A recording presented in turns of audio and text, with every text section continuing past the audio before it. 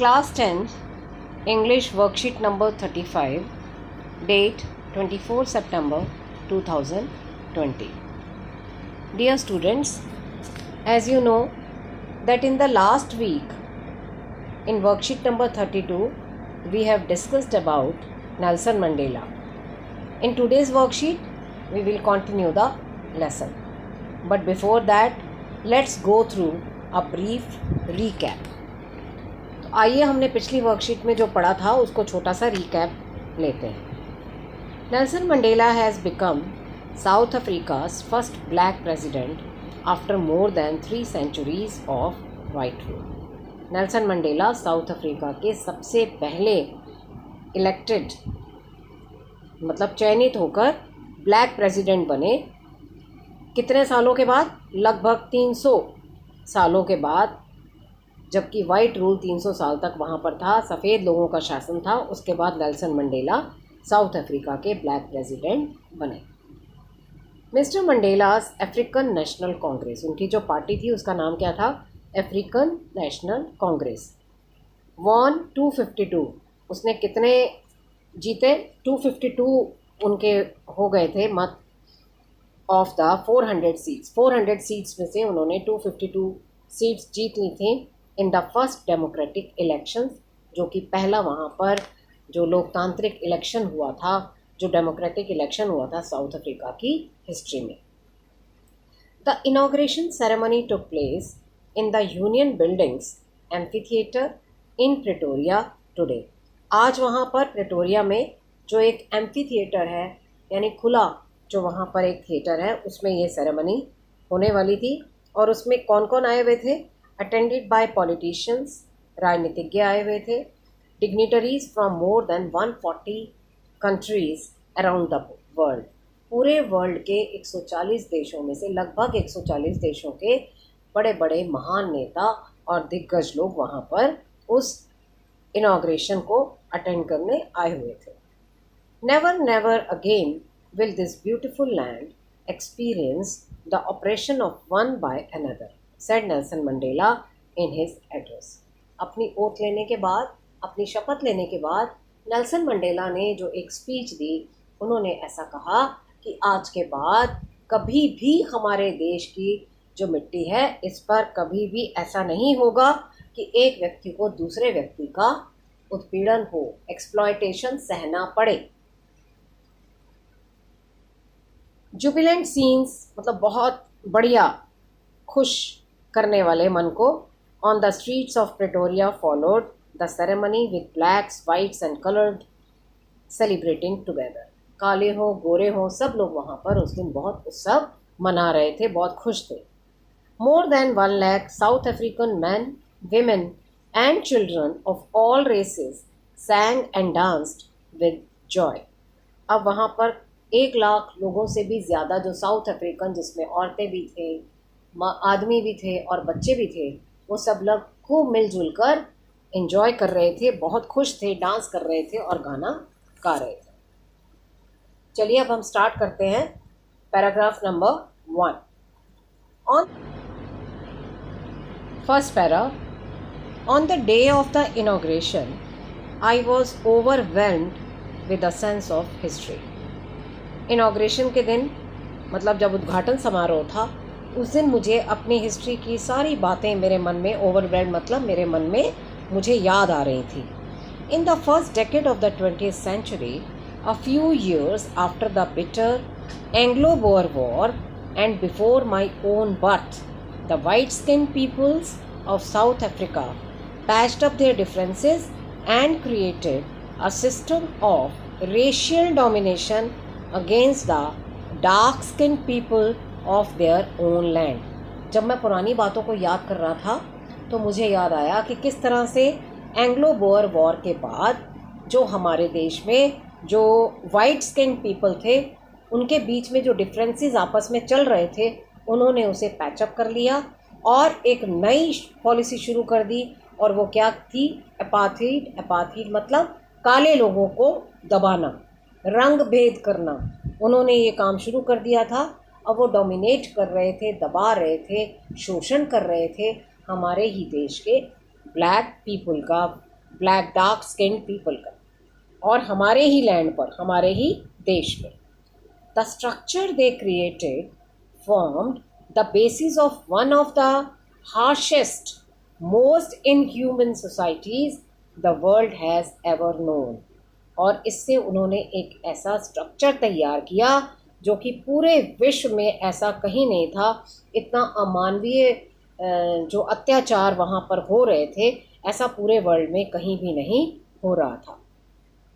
Now in the last decade of the 20th century के आखिरी 10 सालों में, and my own 8th decade as a man, और मेरे 8 डेकेड मतलब 80 सालों के, जब मैं एक आदमी बन गया था, 80 साल का था मैं, दैट सिस्टम हैड बीन ओवरटर्न्ड।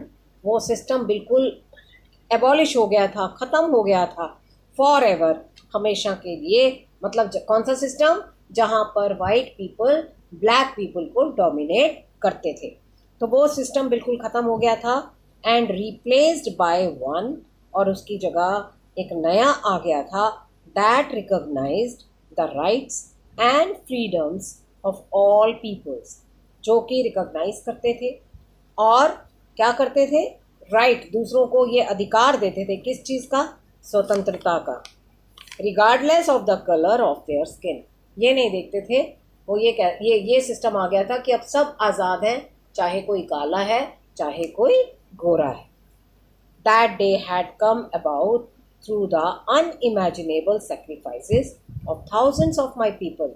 लेकिन ये हमें ऐसे आराम से नहीं मिला था ये सिस्टम, इसके लिए हमारे हज़ारों लोगों ने सेक्रीफाइस किया था। People who sufferings and courage can never be counted और रीपेड। और ऐसे लोगों का जो सेक्रीफाइस है और जो उनका करेज है, वो कभी भी ना तो काउंट किया जा सकता है और ना ही रीपे, मतलब ना ही उसकी भरपाई हो सकती है। The policy of apartheid created a deep and lasting wound in my country and my people. जो अपार्थीड, जो एक वहाँ पर रंग भेद की जो नीति चल रही थी हमारे देश में, उसने हमारे देश के लोगों पर बहुत ही बड़ा जख्म दिया था उनको। All of us will spend many years, if not generations, recovering from that profound hurt। और उससे जो हमें दर्द मिला था, जो जख्म मिला था, उससे उभरने में हमें कई सौ साल लग गए।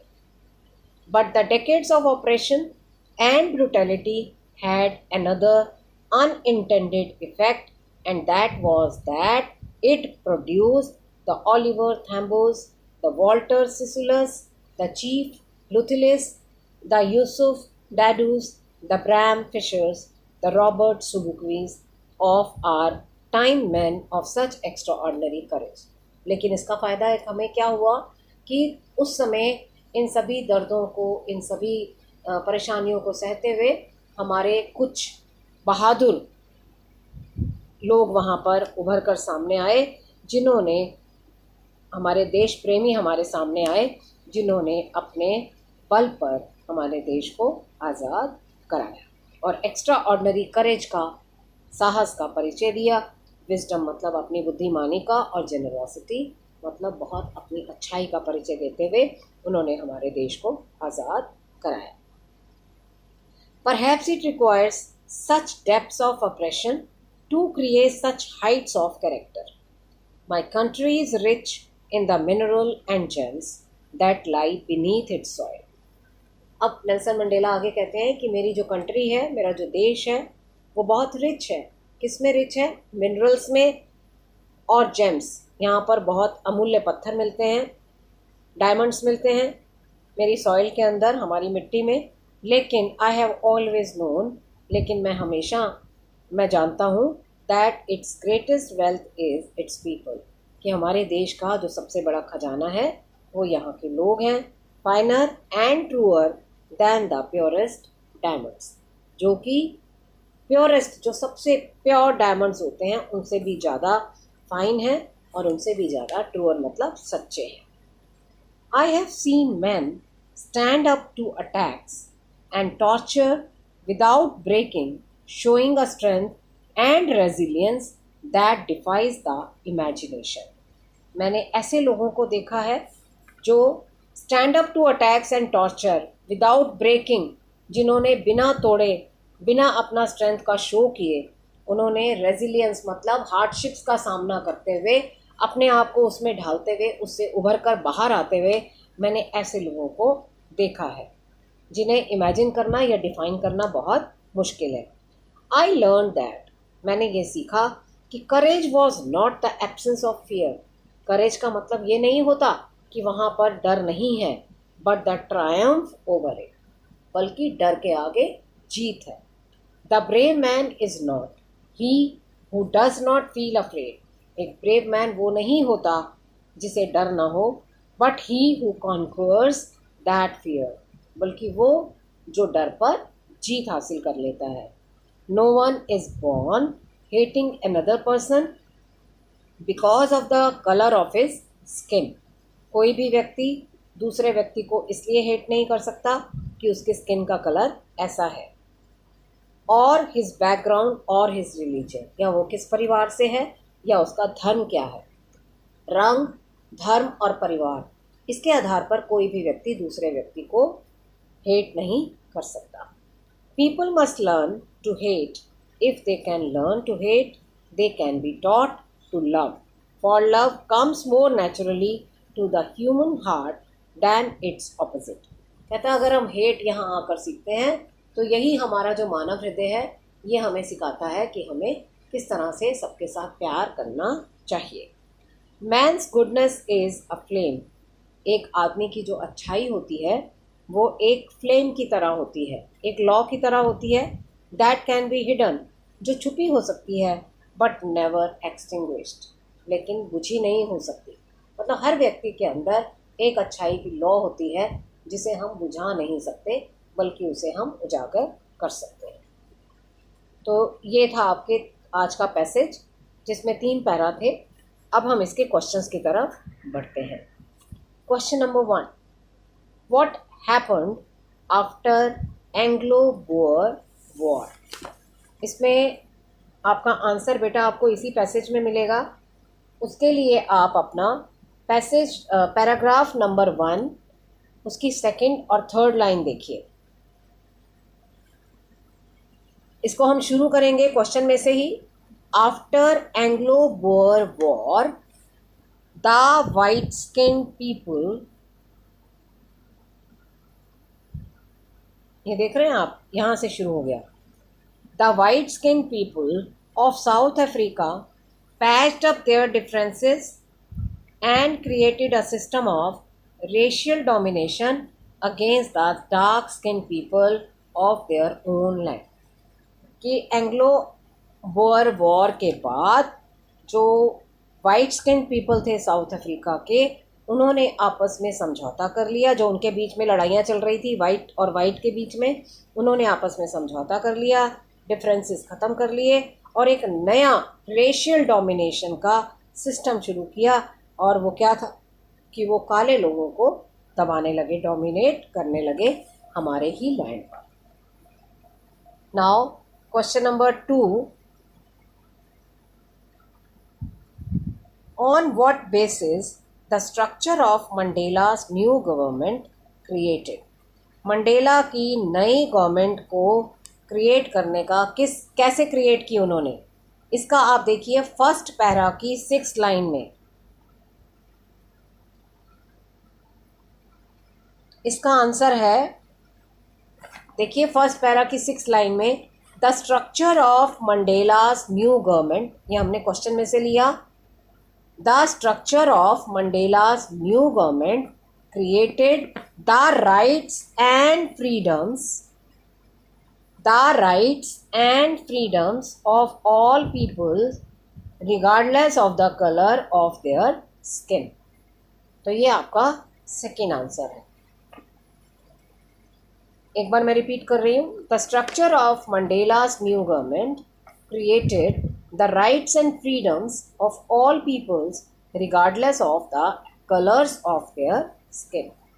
Question number 3, what is the meaning of the phrase to patch up the differences. Patch up the differences क्या होता है कि आपस के लड़ाई झगड़ों को ख़त्म करना।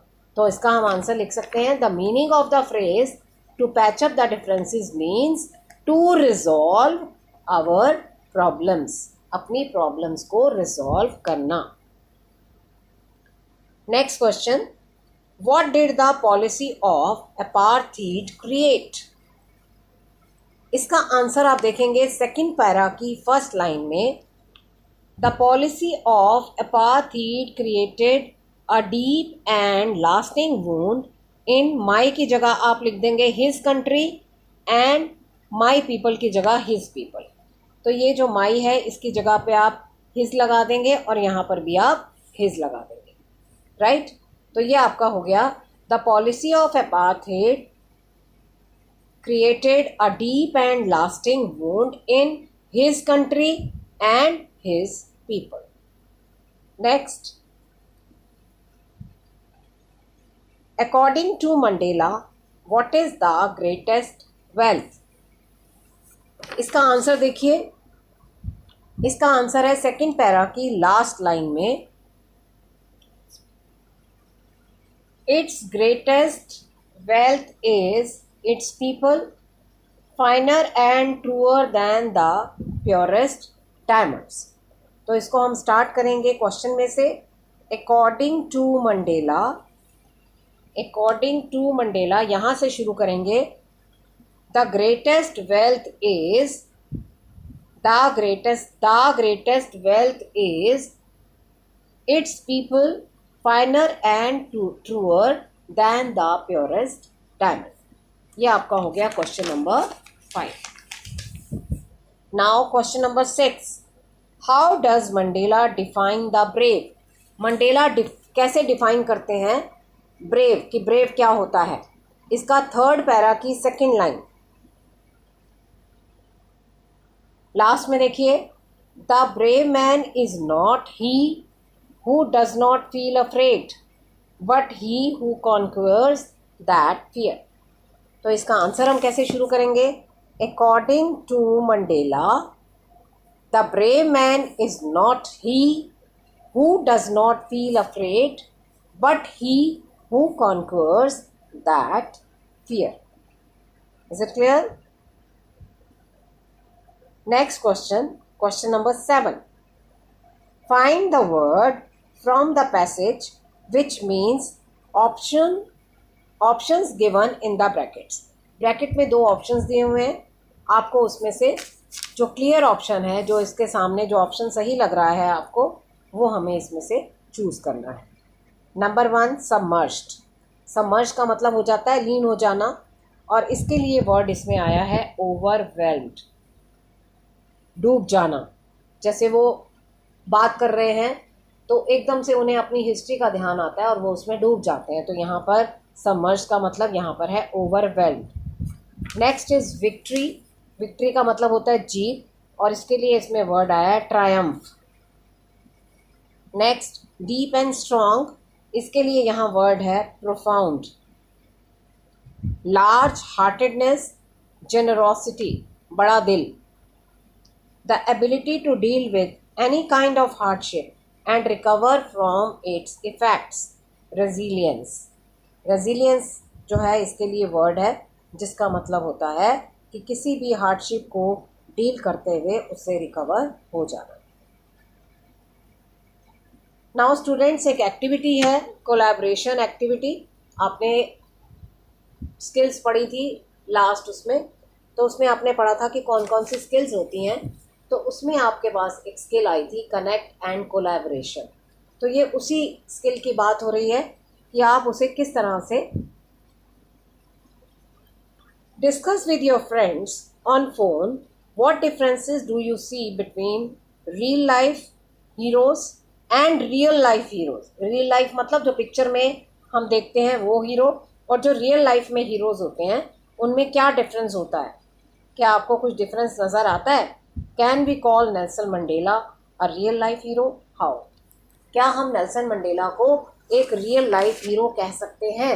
ये आपने अपने फ्रेंड्स को कनेक्ट करना है, मतलब उससे बात करनी है फ़ोन पे, और फिर आपने ये बताना है। तो इसके लिए बेटा ध्यान से सुनिए, आप पहले अपने फ्रेंड को फ़ोन करेंगे और उनसे आप जब बात करेंगे तो कुछ पॉइंट्स आपके सामने इस तरह के उभर कर आ सकते हैं, तो उन्हें हम थोड़ा सा यहाँ डिस्कस कर लेते हैं। Nelson Mandela is a famous personality. Nelson Mandela जो है ये एक बहुत ही फेमस पर्सनैलिटी है। He belongs to South Africa, वो साउथ अफ्रीका से हैं। He was from the Thembu royal family, Thembu नाम की रॉयल फैमिली को बिलोंग करते हैं, वहाँ से आए थे वो, वहाँ के हैं। He became the first elected president of South Africa in 1994। 1994 में वो साउथ अफ्रीका के फर्स्ट इलेक्टेड प्रेसिडेंट बने। ही वॉज इम्प्रिजन्ड, वो जेल में रहे फॉर 27 ईयर्स, 27 सालों तक, for the abolition of apartheid. Apartheid मतलब racial discrimination on the basis of the colour of the skin. Racial discrimination यानी रंग भेद के हिसाब से आपस में मतभेद करना, गोरे लोगों द्वारा काले लोगों को दबाना, तो वहाँ पर ये पॉलिसी चल रही थी। उन्होंने इसका विरोध किया और उन्होंने वहाँ के लोगों को स्वतंत्रता दिलाने में बहुत काम किया। He came to be known as the father of the nation in South Africa. South Africa में उन्हें फादर ऑफ द नेशन भी कहा जाता है, because of his struggle and for freedom. और ऐसा उन्हें क्यों कहा जाता है? क्योंकि उन्होंने बहुत स्ट्रगल किया था और वहाँ के देशवासियों को फ्रीडम दिलवाई थी। We can learn a lot from Nelson Mandela. हम नेल्सन मंडेला के जीवन से बहुत कुछ सीख सकते हैं। He chose to place his countryman above his family. उन्होंने अपने कंट्रीमैन को, अपने देशवासियों को अपने परिवार से ऊंचा माना और उसी के लिए काम किया। So we can call Mandela a real life hero. इसलिए हम नेल्सन मंडेला को एक रियल लाइफ हीरो कह सकते हैं। तो बेटा ये थी आपकी आज की worksheet. I hope you have enjoyed it. Okay, have a nice day. To get the answers of the questions in the worksheet, check the description box below. नीचे दिए गए डिस्क्रिप्शन बॉक्स में इन वर्कशीट के questions के answers देखें. Please don't forget to like and subscribe and do hit the bell icon.